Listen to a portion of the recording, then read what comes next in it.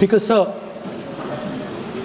in my last few speeches, I spoke about the concept of Abhay Mudra, the concept of fearlessness, truth, and non-violence. And I showed the House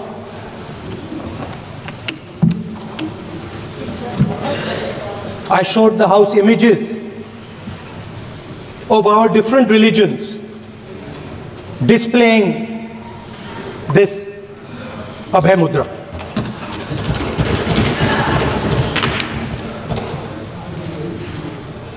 People call the Constitution the longest written Constitution in the world.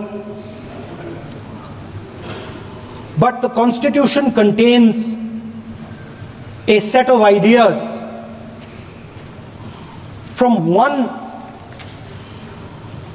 philosophy of our nation, one central philosophical set of ideas of our nation. When we look at the Constitution and we open the Constitution, we can hear the voice and the ideas of Ambedkar, of Mahatma Gandhi, of Jawaharlal Nehru. But where did those ideas come from? Those ideas came from an old, profound tradition in this country. Those ideas came from Shiva, from Guru Nanak, from Basavana, from Buddha, from Mahavir, from Kabir, from a list of people. So when we speak of the Constitution and we show the Constitution, of course it is a document of modern India, but it could never have been written without ancient India and her ideas. So when we look at this Constitution, we remember this list of people, all different variations on the same idea. And in front of us stand the people who follow a very different philosophical tradition. And I want to start my speech by quoting what the supreme leader, not of the BJP, but of the modern interpretation of the ideas of the RSS has to say about the Constitution of India and about how he thinks India should be run. The worst thing about the Constitution, the worst thing about the Constitution of India is that there is nothing Indian about it. Manusmriti is that scripture which is most worshipable after Vedas for our Hindu nation, and from which our ancient times have become the basis of our culture, customs, thought and practice. This book, for centuries, has codified the spiritual and divine march of our nation. Today, Manusmriti is law. These are the words of Savarkar. Mr. Savarkar has clearly stated in his writings that there is nothing Indian about our Constitution. He has clearly stated that the book India is run by should be superseded by this book. And this is what the fight is about. Now, it's nice that all of you are so-called defending the Constitution. But I want to ask you, do you stand by your leader's words? Yes. Do you support your leader's words? Because when you speak in Parliament about protecting the Constitution, you are ridiculing Savarkar, you are abusing Savarkar, you are defaming Savarkar. I'd like to quote also in Hindi. Bharat के संविधान के बारे में सबसे बुरी बात तो यह है कि इसमें कुछ भी भारतीय नहीं है। भारत के संविधान के बारे में सबसे बुरी बात तो यह है कि इसमें कुछ भी भारतीय नहीं है। यह आपके नेता ने कहा था, जिसकी आप पूजा करते हैं। Speaker sir, I described in my first speech the idea of a battle taking place. I described the Mahabharata, described Kurukshetra. There is a battle taking place today in India. And on this side are the defenders of the idea of the Constitution. And from each state we have one. If you ask us Tamil Nadu, we will tell you Periyar. If you ask us Karnataka, we will say Basavana. If you ask us Maharashtra, we will say Phule ji, Ambedkar ji. If you ask us Gujarat, we will say Mahatma Gandhi. आप speaker को You praise these people.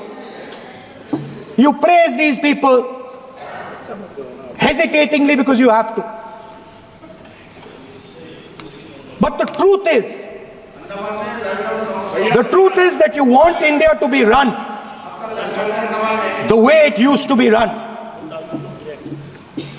जैसे हिंदुस्तान पहले चलाया जाता था, वैसे ही आप हिंदुस्तान को चलाना चाहते हो। मैं बता रहा हूं, आ रहा हूं। पेशेंस रखिए थोड़ी, इतना एक्साइटमेंट नहीं होना चाहिए। स्पीकर सर, जब मैं छोटा था दिल्ली में, स्पीकर सर, दिल्ली के चारों ओर जंगल हुआ करता था। जो आज यहां रहते हैं उनको ताज्जुब होगा कि एम्स के बिल्कुल बगल में जंगल शुरू होता था। जहां रेलवे म्यूजियम है वहां पे जंगल शुरू होता था। वैसे ही जंगल में, दोनों नॉर्थ और साउथ, वैसे ही जंगल में हजारों साल पहले एक युवा, 6-7 साल का युवा, हर रोज सुबह उठ के 4 बजे उठ के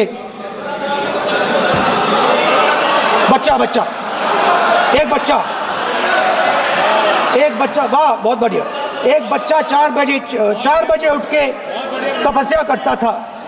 हर रोज सुबह तपस्या, हाँ, हर रोज सुबह वो धनुष उठाकर तीर कमान चलाता था और घंटे उसने तपस्या की, सालों के लिए उसने तपस्या की।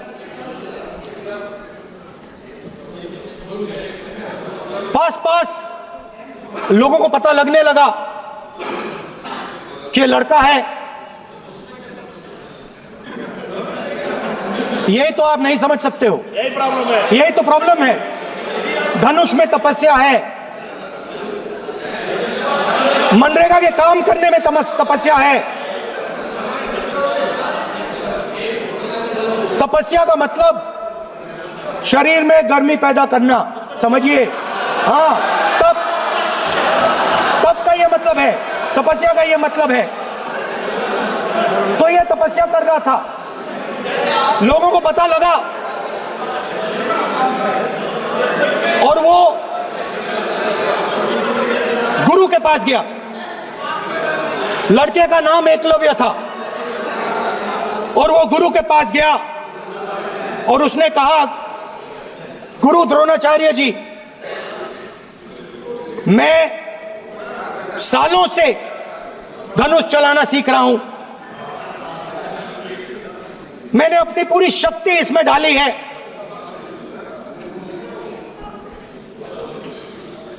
आप मेरी मदद कीजिए, आप मेरे गुरु बनिए।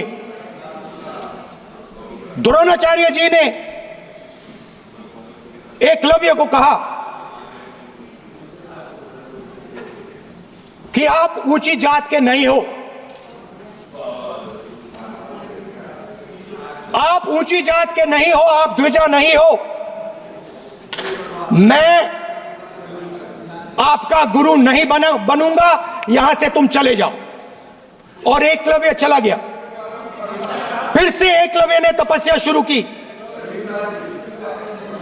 फिर से तपस्या शुरू की। कुछ साल बाद द्रोणाचार्य जी और पांडव उसी जंगल से निकले। एक कुत्ता भौंक रहा था, कहानी आपने सुनी है, सुना देता हूं। कुत्ता भौंक रहा था, अचानक कुत्ते की आवाज शांत हो गई। द्रोणाचार्य जी और पांडव पास गए और उन्होंने देखा कि तीरों के जाल में कुत्ता फंसा हुआ था। मुंह में तीर था एक, हाँ, मगर कुत्ता तीरों के जाल में फंसा था। एक तीर मुंह में थी, शांत था कुत्ता, मगर कुत्ते को चोट नहीं लगी। एकलव्य ने अहिंसा के साथ कुत्ते को शांत किया था। द्रोणाचार्य जी आते हैं और एकदम पूछते हैं, तुम्हें यह किसने सिखाया? एकलव्य जवाब देता है, द्रोणाचार्य जी, यह मैं सीखा हूं, मैंने तपस्या की है, घंटों मैंने प्रैक्टिस की है।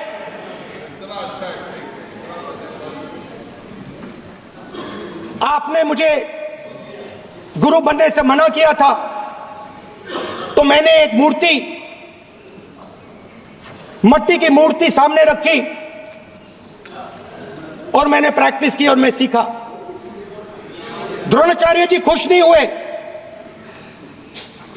द्रोणाचार्य जी ने एकदम कहा, तुम्हें मुझे गुरु दक्षिणा देनी है।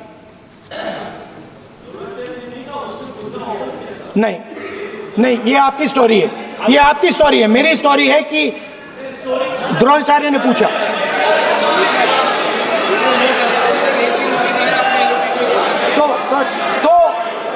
तो द्रोणाचार्य जी ने, Sir, the PM will not speak. You have to understand. If you are not giving order, Prime Minister has to speak. That you have to understand. If you are not giving protection, if you are not giving protection to LOP, then Prime Minister has to speak here. I will tell you. We will be very clear. ठीक है sir. माननीय सदस्य, आपको मैंने कई बार कहा, आप धमकी शब्दों में मत बोला करिए। एक मिनट जाती।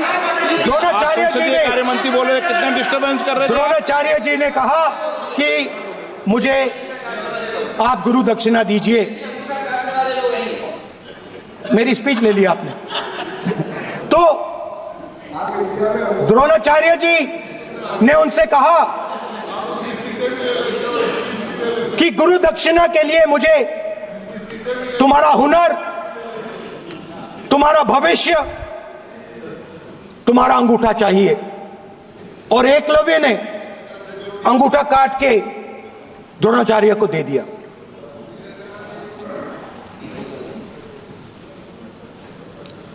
यह अभय मुद्रा है। इसमें कॉन्फिडेंस, स्ट्रेंथ, निडरता कहां से आती है? हुनर से आती है, इस अंगूठे से आती है। ये लोग इसके खिलाफ हैं। जैसे द्रोणाचार्य जी ने एकलव्य का अंगूठा काटा, वैसे ही आप पूरे देश का अंगूठा काटने में लगे हुए हो। आप जैसे ही एकलव्य का, जैसे द्रोणाचार्य जी ने एकलव्य का अंगूठा काटा, वैसे ही आप हिंदुस्तान के युवाओं का, जैसे ही एकलव्य ने, ठीक है सर, जैसे एकलव्य का अंगूठा काटा गया, वैसे ही आप हिंदुस्तान के युवाओं का, सबका अंगूठा काटते हो। जब आप अदानी जी को धारावी देते हो, तो आप धारावी के जो एंटरप्रेन्योर्स हैं, जो स्मॉल एंड मीडियम बिजनेसेस हैं, उनका आप अंगूठा काटते हो। जब आप हिंदुस्तान के पोर्ट्स, एयरपोर्ट्स, डिफेंस इंडस्ट्री, ये सब जब आप अदानी को देते हो,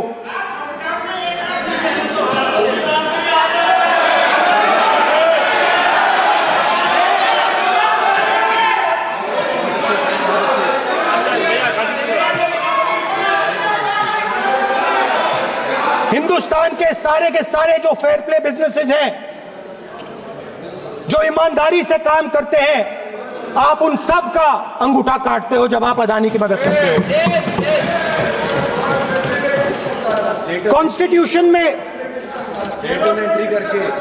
लैटरल एंट्री कर आप हिंदुस्तान के युवाओं का, पिछड़ों का, गरीबों का अंगूठा काटते हो।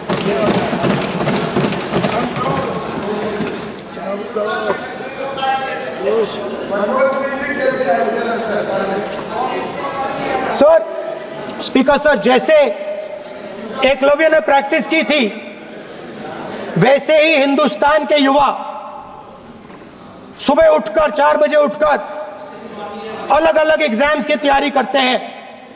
आपने देखा होगा,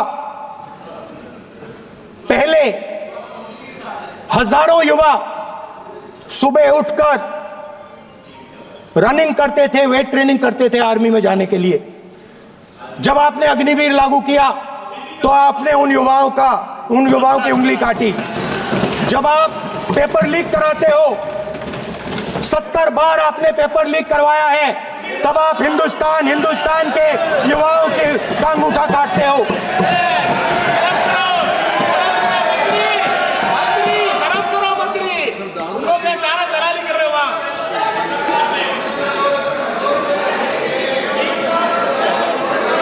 आज बाहर, दिल्ली के बाहर आपने किसानों पर टीयर गैस चलाया है, आपने किसानों पर लाठीचार्ज किया है।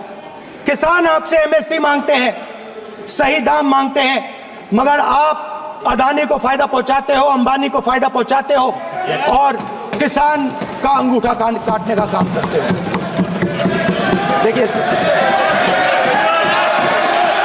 हम कहते हैं अभय मुद्रा, हम कहते हैं डरो मत, आप कहते हो हम आपका अंगूठा काट देंगे। ये फर्क है। एक तरफ कौन सर बोले, मेरे कहना है कि हम एक मिनट प्लीज बैठिए, आप बैठिए, प्लीज बैठिए, आप बैठिए। आज हम भारत के संविधान की 75 वर्ष की गौरवशाली यात्रा कर रहे हैं और कर भाई ये चर्चा हुई थी कि हम संविधान की चर्चा करते समय उसकी उच्च कोटि की ये अपेक्षा है। आप स्पीकर सर, आप राष्ट्रपति नहीं है। कॉन्स्टिट्यूशन में कहीं नहीं लिखा है कि मोनोपोली होनी चाहिए। कॉन्स्टिट्यूशन में कहीं नहीं लिखा है कि पेपर लीक होना चाहिए। कॉन्स्टिट्यूशन में कहीं नहीं लिखा है कि अग्निवीर होना चाहिए। कॉन्स्टिट्यूशन में ये सब नहीं लिखा है, इसलिए मैं यहाँ रेस कर रहा हूँ। कॉन्स्टिट्यूशन में नहीं लिखा है कि हिंदुस्तान के युवाओं का अंगूठा काटना चाहिए, उनका जो हुनर है उनसे छीना जाना चाहिए।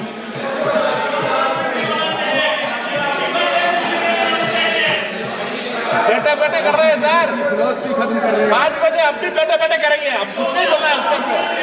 5 बजे देखिएगा, 5 बजे देखिएगा क्या करते। स्पीकर सर, मिलेगा। मैं कुछ दिन पहले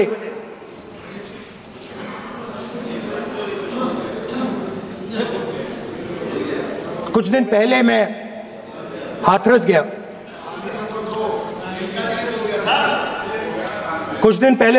गया। हाथरस में 4 साल पहले एक लड़की का बलात्कार होता है। गैंग रेप होता है। 3-4 लोग गैंग रेप करते हैं। मैं 2-3 दिन पहले उस लड़की के परिवार के घर में गया।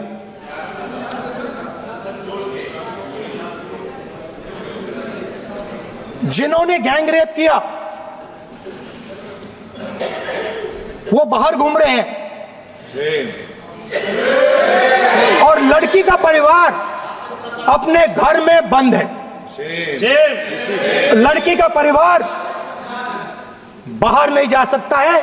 जो अपराधी हैं वो उनको रोज धमकाते हैं और वो बाहर घूमते हैं।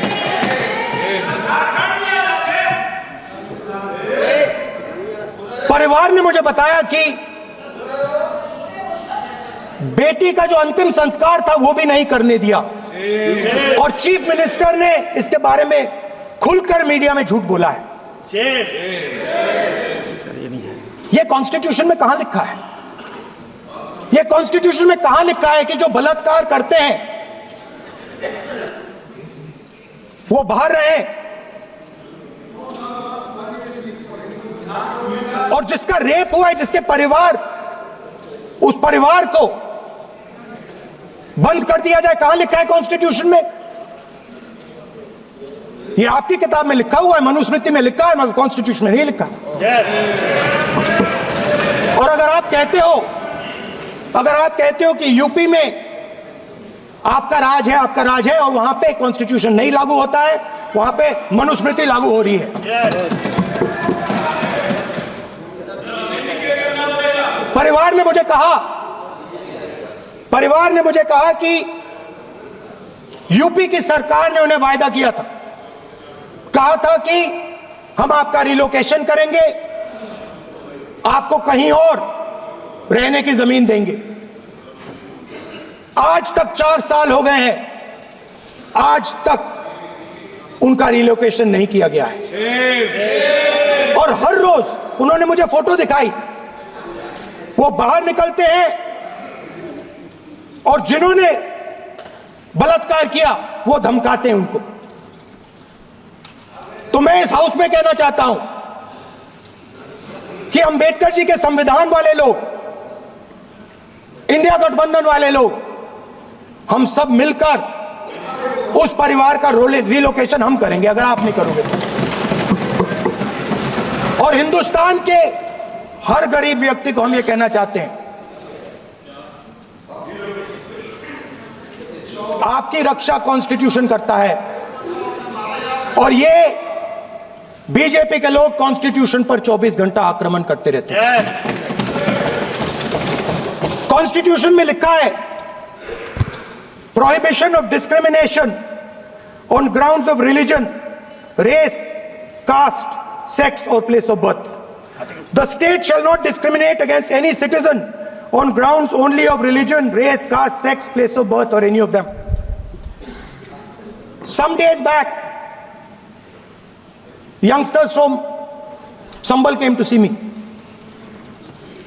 Innocent people, they had done nothing. They were just, वो बस पास में थे, 5 लोगों को गोली मार के हत्या कर दी।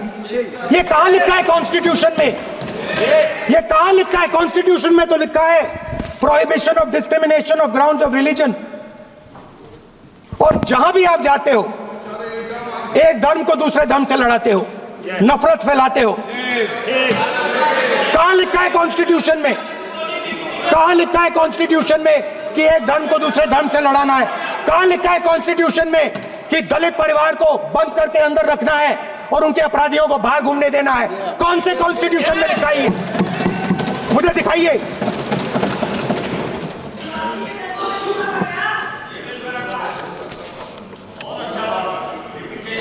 स्पीकर साहब, हमारी जो विचारधारा है, इंडिया गठबंधन की विचारधारा है, वो देश में कॉन्स्टिट्यूशन लाई है। हम सब मिलकर कॉन्स्टिट्यूशन की रक्षा करते हैं। अंबेडकर जी ने कहा था, if there is political equality but no social and economic equality, political equality will be destroyed. ये अंबेडकर जी के शब्द हैं, और आज ये बात सबके सामने है। पॉलिटिकल इक्वालिटी जो थी वो खत्म हो गई है। हिंदुस्तान के सारे इंस्टीट्यूशंस कैप्चर कर लिए गए हैं। सोशल इक्वालिटी नहीं रही। फाइनेंशियल इकोनॉमिक इक्वालिटी नहीं रही। इसीलिए हमारा अगला कदम जाति जनगणना होगा। हम देश को दिखाना चाहते हैं कि आपने किन लोगों का और कहां कहां अंगूठा काटा है। हम दलितों को, आदिवासियों को, पिछड़ों को, किसानों को, मजदूरों को दिखाना चाहते हैं कि आपने किस किस का अंगूठा काटा है। इसलिए जो मैंने वायदा किया था, इसी हाउस में यहां हम कास्ट सेंसस लागू करेंगे और उसके बाद हिंदुस्तान में एक नए तरीके का विकास होगा, एक नई तरीके की राजनीति होगी। जो मैंने पहले कहा था, जो आपको अच्छा नहीं लगता है, 50% रिजर्वेशन, उस दीवार को हम यहां तोड़ेंगे। 50% रिजर्वेशन की दीवार और जाति जनगणना हम यहां करा के दिखाएंगे। आपको जो कहना है कर लो, कह लो। स्पीकर सर, बहुत बहुत धन्यवाद।